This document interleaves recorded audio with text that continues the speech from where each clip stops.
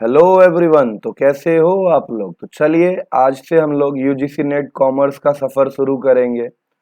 और आज हम लोग यूनिट नंबर 1 स्टार्ट कर रहे हैं, दैट इज बिजनेस इन्वायरमेंट। और आज है लेक्चर 1 और जहां पे हम लोग डिस्कस करेंगे इंट्रोडक्शन टू बिजनेस इन्वायरमेंट। तो बिजनेस इन्वायरमेंट दो वर्ड से बना है, एक है बिजनेस और दूसरा है इन्वायरमेंट। तो बिजनेस को अगर आप जनरल टर्म में बोलो ना, तो बिजनेस को लोग बोलते हैं कि कोई भी एक्टिविटी जिसका मेन मोटिव प्रोडक्शन करना हो और जिससे कि मेन मोटिव हो कि प्रॉफिट ज्यादा से ज्यादा कमाया जाए, उसको बिजनेस बोलते हैं। लेकिन रियल टर्म में बिजनेस प्रॉफिट मोटिव भी होता है और नॉन प्रॉफिट मोटिव भी होता है। तो मैंने यहाँ पे डेफिनेशन रखा है कि business refers to the organisation और एंटरप्राइजिंग एंटिटी इंगेज्ड इन कौन सी एक्टिविटी, कॉमर्शियल या फिर इंडस्ट्रियल या फिर प्रोफेशनल एक्टिविटीज हो। और वो फॉर प्रॉफिट एंटिटीज भी हो सकती है और नॉन प्रॉफिट ऑर्गेनाइजेशन भी हो सकती है, that operates to fulfil the charitable mission और फर्दर अ सोशल काउज। लेकिन जनरली टर्म में बिजनेस को लोग क्या एक्सप्लेन करते हैं, any activity which is run to earn profit is called as business. ठीक है। तो पर्पस अब यहाँ पे जैसे मैंने डेफिनेशन में लिया हुआ है कि वो प्रॉफिट मोटिव भी हो सकती है और नॉट फॉर प्रॉफिट मोटिव भी हो सकती है। तो उसका पर्पस क्या होगा, अगर प्रॉफिट मोटिव होगी तो प्रोड्यूस को गुड्स और सर्विसेज को प्रोड्यूस करो और ज्यादा से ज्यादा प्रॉफिट अर्न करो, या फिर ज्यादा से ज्यादा सर्विस लोगों को प्रोवाइड कर सको, लोगों का वेलफेयर कर सको। यही पर्पस हो सकता है बिजनेस का। अब बिजनेस का मतलब हम लोगों ने समझ लिया। अब इन्वायरमेंट का मतलब क्या होता है। तो इन्वायरमेंट शब्द से आपको ये समझ में आना चाहिए कि इन्वायरमेंट आप जनरल टर्म में बोलते रहोगे कि जो हमारे आसपास है वो इन्वायरमेंट कहलाता है। अगर हम बिजनेस के पर्सपेक्टिव से देखें और इन्वायरमेंट को समझे, जैसे कि अगर मैं एग्जांपल लूं कि मैं मुंबई में रहता हूं और मैं अगर बोलूं कि मेरा इन्वायरमेंट क्या है मेरे बिजनेस का, तो इन्वायरमेंट का मतलब यही बोलूंगा कि जो सामने रोड्स हैं, इंफ्रास्ट्रक्चर है, जो लोग हैं, इकोनॉमिकल इन्वायरमेंट, इंफ्रास्ट्रक्चर का इन्वायरमेंट, इकोनॉमिकल, क्लाइमेटिकल, ये सारे ही इन्वायरमेंट मेरे क्या है, मेरे बिजनेस के इन्वायरमेंट है। तो देखिए जरा इन्वायरमेंट का मतलब क्या होता है। Environment refers to the surrounding condition, influences or forces that affect the life, operations and growth of an organization। इसको ही हम लोग environment बोलते हैं। अगर हम रेलिवेंस बहुत अच्छे से रेलिवेंट वे में जाएं और इन्वायरमेंट बिजनेस के पर्सपेक्टिव से देखें, तो सारे एक्सटर्नल फैक्टर जो beyond the control of business हो, जैसे कि customer, competitor, suppliers, government policies, economic condition और इंटरनल फैक्टर, ये सब कुछ हमारे कंट्रोल के बाहर होते हैं। इंटरनल फैक्टर तो भी थोड़ा बहुत कंट्रोल में रहता है, लेकिन एक्सटर्नल फैक्टर तो सब कुछ हमारे आउट ऑफ कंट्रोल रहता है। ये सब कुछ ही हमारा बिजनेस का इन्वायरमेंट होता है। अब ये दोनों वर्ड को कंबाइन कर देते हैं और बिजनेस इन्वायरमेंट का मतलब देखते हैं। तो business environment encompasses all the internal forces, factors and institutions that are beyond the control of business। जो भी बिजनेस के कंट्रोल के बाहर हो, जितने भी एक्सटर्नल फोर्सेस हो, such as political, economical, social, technological, legal, यही सब हमारे इन्वायरमेंटल फैक्टर होते हैं जो हमारे बिजनेस के कंट्रोल के बाहर हो। तो इसको ही हम लोग बिजनेस इन्वायरमेंट बोलते हैं। अब स्कोप क्या है, अगर बिजनेस इन्वायरमेंट हम लोग पढ़ ले तो हम मार्केट कंडीशन को समझ सकते हैं, बिजनेस में कुछ रेगुलेशंस गवर्नमेंट ने लगाया है वो हम लोग जान सकते हैं, टेक्नोलॉजी में क्या अपग्रेडेशन हुआ, क्या एडवांसमेंट हुआ है वो जान सकते हैं, और सोशल ट्रेंड मतलब चल क्या रहा है मार्केट में ये भी जान सकते हैं बिजनेस इन्वायरमेंट को अगर हम लोग समझ ले तो। अभी हम लोग नेचर्स ऑफ बिजनेस इन्वायरमेंट देखेंगे। नेचर्स मतलब कैरेक्टरिस्टिक्स बोल सकते हैं कि बिजनेस इन्वायरमेंट का कैरेक्टरिस्टिक्स क्या है।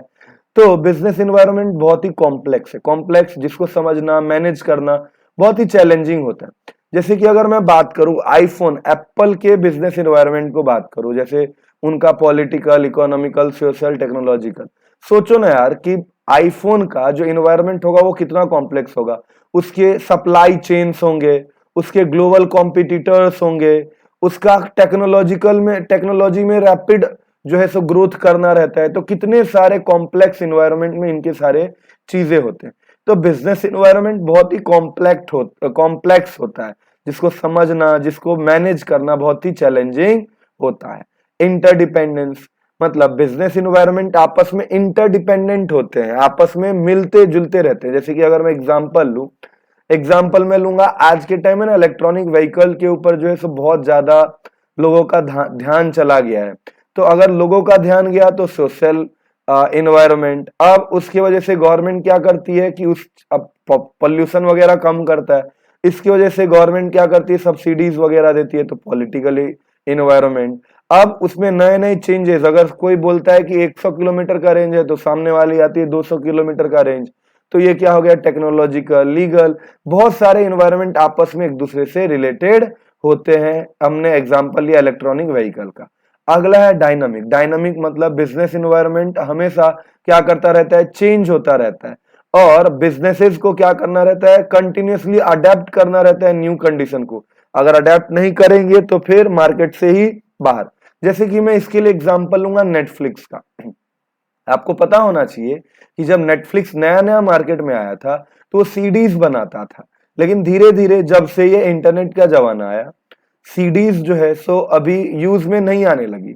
अगर नेटफ्लिक्स भी अपने आप को चेंज नहीं करता और नए टेक्नोलॉजी में अपने आप को अडेप्ट नहीं कर पाता, तो आज के टाइम में भी नेटफ्लिक्स सीडी ही बेचता रहता है जिसको कोई खरीदते नहीं, और अगर खरीदते नहीं तो इनका जो है सो सप्लाई नहीं होता, और सप्लाई नहीं होता तो ये प्रॉफिट नहीं कमा पाते। लेकिन आज के टाइम में आप देखो तो नेटफ्लिक्स एक जायंट बना हुआ है ओटीटी प्लेटफॉर्म पे। तो इसने अपने आप को चेंज किया, देखा कि भाई मार्केट कहाँ पे ट्रांसफॉर्म कर रहा है, और उस हिसाब से इसने अपने आप को चेंज कर लिया। अगला पॉइंट है specific and general forces. The environment include specific forces that are directly affect, कुछ ऐसे स्पेसिफिक फोर्सेस रहेंगे जो डायरेक्टली अफेक्ट करेंगे बिजनेस को, जैसे कि कस्टमर्स एंड कॉम्पिटिटर्स, एंड कुछ जनरल फोर्सेस रहेंगे जो कि हर बिजनेस को इंपैक्ट करते हैं, जैसे कि economic condition and technological trend. इसके लिए ना मैं एग्जांपल लूंगा स्टारबक्स का। अब मुझे बताइए कि स्टारबक्स का स्पेसिफिक फोर्सेस क्या होंगे। स्पेसिफिक फोर्सेस होंगे कस्टमर्स, उनके वांट्स, और कॉम्पिटिटर्स। जैसे स्टारबक्स का मैं अगर कॉम्पिटिटर देखूं तो लोकल शॉप्स होते हैं ना, चाय की शॉप्स, वो स्टारबक्स का कॉम्पिटिटर होगा। और जनरल फोर्सेस की अगर हम बात करें तो लोगों का चेंज, टेस्ट में चेंज आना, उनके ट्रेंड्स चेंज होने, कुछ टेक्नोलॉजी में चेंज आना, तो ये सारे जो है जनरल फोर्सेस हो गए स्टारबक्स के लिए। तो दो तरीके के फोर्सेस होते हैं, एक स्पेसिफिक फोर्सेस जो बस उसको ही इंपैक्ट डायरेक्टली करेगा, और कुछ जनरल फोर्सेस जो कि सबको ही इंपैक्ट, जो भी उस तरीके के बिजनेसेस होंगे उन सबको ही वो इंपैक्ट करेंगे। अगला है अनसर्टेनिटी। कल क्या हो जाए किसी को कुछ नहीं पता है। हमने अभी पढ़ा था कि डायनेमिक नेचर है बिजनेस इन्वायरमेंट का, अनप्रेडिक्टेबल है, कब क्या हो जाए कुछ पता नहीं, कब कौन सा रिस्क आ जाए किसी को पता नहीं है। जैसे कि आप लोग एग्जाम्पल इसके लिए ले सकते हो कि आप लोग आज के टाइम में ना 3-4 ही जो है टेलीकम्युनिकेशन सिम्स की कंपनी देखते रहोगे, एयरटेल, जियो, वीआई और बीएसएनएल। लेकिन पहले के टाइम में ना बहुत सारे कंपनीज होते थे, जैसे कि टाटा डोकोमो, टेलीनॉर, यूनिनॉर, ये सब के सब गायब हो गए। क्यों गायब हो गए? क्योंकि उन्होंने अपने आप को अडेप्ट नहीं कर पाया, और फ्यूचर में अनसर्टेनिटी क्या था कि जियो आने वाला था और वो सब कुछ ही फ्री कर देने वाला था। तो बिजनेस इन्वायरमेंट बहुत अनसर्टेन है, किसी को पता नहीं कल जाके क्या होने वाला है, कल क्या होगा किसी को कुछ पता नहीं है। रिलेटिविटी। रिलेटिविटी का मतलब क्या होता है, ये बिजनेस टू बिजनेस क्या होता है, डिफर होता है। किसी बिजनेस के लिए वो ज्यादा जो है उसको इम्पैक्ट कर सकता है, और किसी बिजनेस के लिए वो इम्पैक्ट नहीं करेगा। जैसे कि अभी रिसेंटली आपने देखा होगा कि डेयरी बिजनेस में जो है टैक्सेशन जो है लाया गया, टैक्स की पॉलिसी गवर्नमेंट ने लाया। तो अभी जैसे बड़ी बड़ी मिल्क की या डेयरी के कंपनीज है उनके ऊपर तो टैक्स लगाया गया, और इम्पैक्ट इनडायरेक्टली कंज्यूमर को हुआ। लेकिन दूसरे जगह अगर मैं बात करूं तो जो लोकल वेंडर्स हैं, जो लोकल डेयरी शॉप्स हैं, उन सब के ऊपर इस टैक्स का बर्डन, या फिर कस्टमर के ऊपर टैक्स का बर्डन उस चीज का नहीं हुआ, तो उसके ऊपर प्राइस ज्यादा चेंज नहीं आया। अब प्राइस अगर ज्यादा चेंज नहीं आएगा तो लोग वो चीज परचेज करेंगे। और जो बड़ी बड़ी कंपनी है जैसे अमूल हो गया, उसके बाद सुधा कंपनी हो गई, इन सब चीज के ऊपर इस टैक्सेशन पॉलिसी का एक अच्छा खासा इम्पैक्ट गिरा था। तो ये company to company, business to business change होता है, ठीक है, इंडस्ट्री टू इंडस्ट्री चेंज होता है। अगर हम बात करें अगला पॉइंट, तो forecasting is not possible for all development. हम सब कुछ को फोरकास्ट नहीं कर सकते हैं, बिजनेस बहुत अनप्रेडिक्टेबल है। आप कितना भी प्रेडिक्ट कर लो, लेकिन आप असलियत में क्या होने वाला है वो एक्यूरेटली आप मेजर नहीं कर सकते हो। जैसे कि कोविड-19 में क्या होगा, किसी ने बहुत अच्छे से प्रेडिक्ट कर पाया था क्या? अचानक लोग सोचते-सोचते और अचानक से पूरे बिज़नेस ठप हो गए। जैसे कि आपको पता होगा कि बिग बाज़ार जैसी कंपनी, बिग बाज़ार आपने सुना होगा, बहुत बहुत सस्ता और बहुत अच्छा प्रोडक्ट वो लोग प्रोवाइड करते थे। लेकिन बिग बाज़ार जैसी कंपनी जो अपने एनवायरनमेंट को नहीं समझ पाई, ऐसा अनप्रेडिक्टेबल होता है बिज़नेस एनवायरनमेंट। और आज के टाइम में जो बिग बाजार जैसी कंपनी, बिग बाजार जैसी बड़ी स्टोर है, जो बड़ी मॉल है, वो आज के टाइम में ऑलमोस्ट बंद हो चुकी हुई है। तो अगर हम यहाँ पे सिंपली यही बोल सकते हैं कि बिजनेस के एनवायरनमेंट को आप प्रेडिक्ट नहीं कर सकते हो। अगला है knowledge of and information as the basis of decision. जैसे कि आप जब तक नॉलेज नहीं ले पाओगे मार्केट में क्या हो रहा है, एनवायरनमेंट में क्या हो रहा है, तब तक आप कोई डिसीजन इजीली नहीं ले सकते हो। जैसे कि आपको पता होगा कि चैट जीपीटी आया और गूगल, जो हमारा नॉर्मल गूगल का एक्सप्लोरर है, उसका डिमांड ऑटोमेटिकली कम हो गया। तो फिर गूगल ने क्या किया, नॉलेज लिया कि भैया अब चैट जीपीटी से कैसे फाइट करना है, और फिर गूगल ने एक ऐप डेवलप किया जिसका नाम है गूगल जेमिनी। और आज के टाइम में गूगल जेमिनी ने चैट जीपीटी से compete कर रहा है। तो इसी वजह से आपको नॉलेज लेना पड़ेगा, इंफॉर्मेशन लेना पड़ेगा, ताकि आप डिसीजन ले सको और इजीली आप अपने आप को ढाल सको बिजनेस के एनवायरनमेंट को चेंजेस के अकॉर्डिंगली। अगला, हेल्पफुल इन मेकिंग पॉलिसी। अब हमको कोई पॉलिसीज बनाना है तो हम बिजनेस एनवायरनमेंट को देख के और उसके बाद फिर हम पॉलिसीज बनाएंगे। जैसे आपको पता होगा कि हिंदुस्तान यूनिलीवर करके एक कंपनी है जो लक्स वगैरह, लाइफ बॉय वगैरह ये सब बनाती है।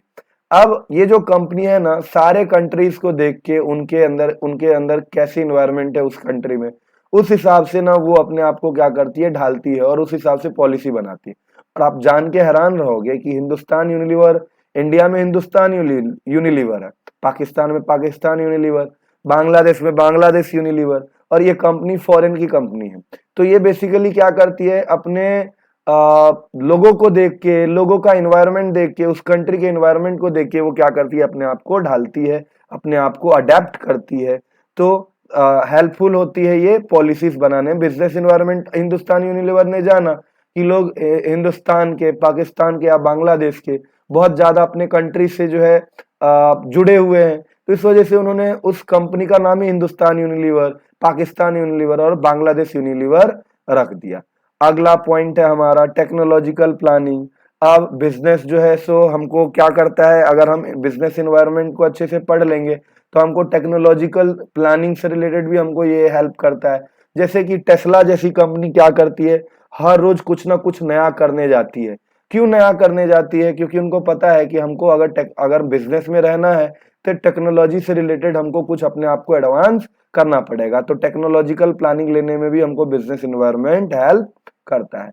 और सबसे मेन, हमको हमको बिजनेस करके सरवाइव करने में, मतलब हमको टिके रहने में बिजनेस एनवायरनमेंट हेल्प करती है। अगर हम बिजनेस एनवायरनमेंट को नहीं पढ़ेंगे, नहीं समझेंगे कि बिजनेस का एनवायरनमेंट क्या है, तो हम मार्केट में सरवाइव नहीं कर पाएंगे, हम बिजनेस एनवायरनमेंट को अडेप्ट नहीं कर पाएंगे और लॉन्ग टर्म सर्वाइवल सक्सेस में हम अपना नहीं कर सकते। हम छोटे समय तक के लिए ही बिजनेस समझो, अगर हम अपने आप को अपडेट नहीं रखेंगे तो हम छोटे समय तक ही बिजनेस कर पाएंगे, लंबे समय तक हम लोग बिजनेस नहीं कर सकते। इसके लिए मैं ना दो एग्जांपल लूंगा। आप दो कैमरे की कंपनी को जानते रहोगे, एक कोडाक और एक कैनन। कोडाक आज के टाइम में मार्केट से बाहर चला गया क्योंकि उसने अपने आप को नए नए टेक्नोलॉजी, नए नए लोगों का रिक्वायरमेंट, लोगों के नीड से अडेप्ट नहीं किया था। वहीं पे कैनन का अगर मैं एग्जांपल लूं तो कैनन ने क्या किया, अपने आप को अडेप्ट किया बिजनेस के पॉइंट ऑफ व्यू से, बिजनेस के एनवायरनमेंट के पॉइंट ऑफ व्यू से। और आज के टाइम में कैनन आपको दिखता है कहीं कहीं, लेकिन कोटक नहीं दिखता है। तो बेसिकली अगर बिजनेस को सरवाइव करना है तो बिजनेस एनवायरनमेंट को पढ़ना पड़ेगा और बिजनेस एनवायरनमेंट को पढ़ के हम मार्केट में सरवाइव कर सकते हैं। तो आज के लिए हम लोग बस इतना ही पढ़ेंगे। अगले लेक्चर में हम लोग